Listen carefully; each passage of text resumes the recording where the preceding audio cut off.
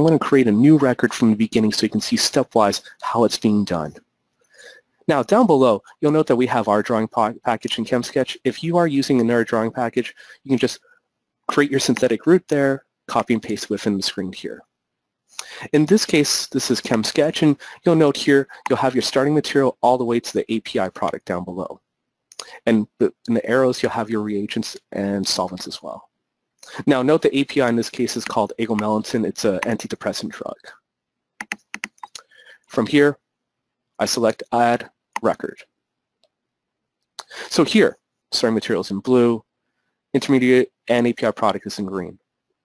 Note, for any of the arrows, you'll see all the information there as well too. Now, since I've entered this record before, it contains the pharmaceutical registry number. If this was a new record, this is something that I can enter into the software. Finally, within this record, if you don't like the color coding that's seen, this can be changed and customized for what you want.